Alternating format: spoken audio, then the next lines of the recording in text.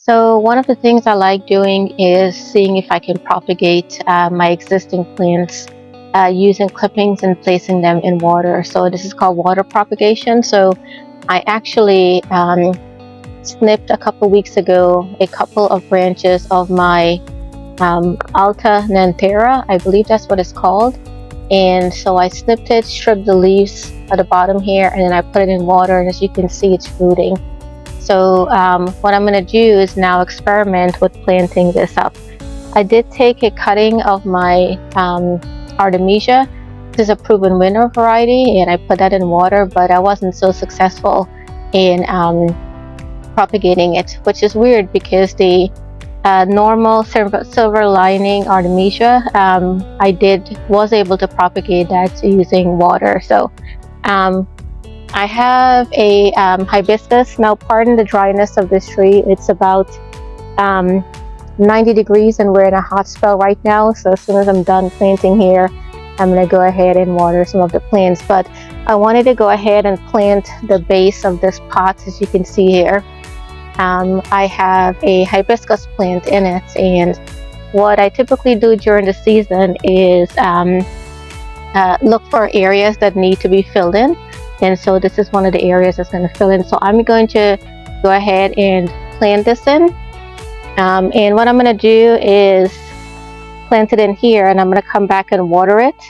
And for the next couple of days, I'm going to be watering it for practically every day because it's really, really hot. Look at these roots. How amazing is that?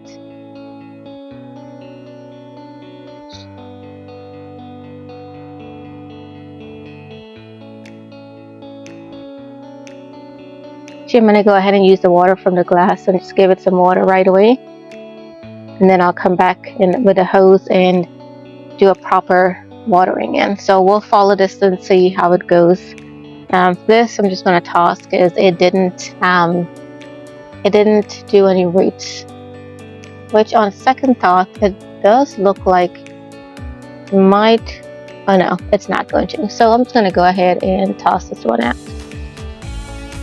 This is some SunPatiens that I snipped a few weeks ago and placed it in the water, and as you can see, it's growing roots. So now I can pot it up. I'm going to try to do this in the fall time as well and see if I can overwinter them for next year. So what I did was a few weeks ago I snipped a few stems of the sedum and I put it in a glass of water, and over time it grew the roots, if you can see the white roots. So now I can pot them up.